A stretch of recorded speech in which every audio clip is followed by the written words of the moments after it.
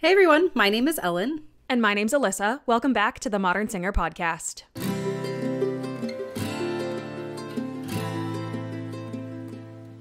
Figuring out what to do after college graduation can feel incredibly daunting. From finding a new place to live to the jarring step into the real world after being in such a controlled environment can be scary.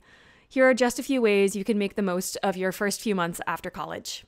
Make sure you take some time off. I know that is definitely the first one for a reason, and I know it seems weird, but you just did a huge thing. Make sure you take some time for you. It can feel really weird not to have your set schedule anymore, and that's okay. You just got through finals and probably a few performances and your juries and God knows what else. Take some time to enjoy the summer weather or even plan a few outings or adventures with friends. Have you planned out your summer job yet? Make sure that you set yourself up for success by planning out how you intend to stabilize your finances. I wish someone would have told me about this one sooner. Maybe you have a summer stock gig lined up or you're in a young artist program. I know some people pick up restaurant work or a temp gig at an office. Some people look for a full-time job that they plan to keep so that they have stability around their auditions and performances. Find what you need and go from there. Personal finances are just that. Personal. It is one of my favorite things that Tori Dunlap says. She's a financial expert. Definitely check out her work if you haven't. But you have to take the time to sit down with yourself to see what you need and go from there. Maybe you're moving and that's something you need to consider at this time. It could just be down the road, or you might be moving to a completely different city, especially if you're studying at a college out of state. Take into account moving fees like boxes, gas, rental trucks, or even a moving company. Also, don't forget to think about things that you're going to have to pay for when you move into that apartment or a house, like your rental lease, payments, utilities, any other fees that might come in those first few months of moving. If you're planning on applying to touring shows or even cruise line work, start reaching out to people you know who are currently on contracts. They'll have a lot of insider information on how to prepare, what materials you should offer, and they might even be able to help you connect with the casting team for smaller productions. If you're going to start applying for other jobs, make sure that you've done the research on companies and shows that you want to work with.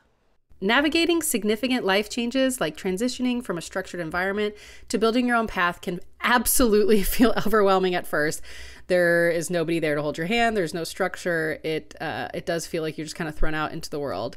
And it's okay if everything doesn't fall into place immediately.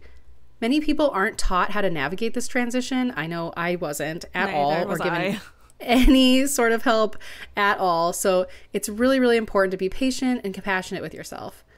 Building a supportive community in your new city can be challenging, but absolutely incredibly fulfilling. This can provide motivation and encouragement as you grow in your career, and these people can be your rock and your go-to people for many years to come. Staying connected with these fellow creatives is absolutely vital for maintaining motivation and resilience during tough times. If you are searching for a supportive community, remember that Modern Singer is absolutely always here for you. We're dedicated to connecting artists and helping find others in your area. So please don't hesitate to reach out to us if you need support, help, finding people to connect with in cities or resources. That is exactly what we're here for. We have connections all over the nation. I know that I have a couple of students that also live over in Germany. I've got friends who live in Europe, all sorts of things.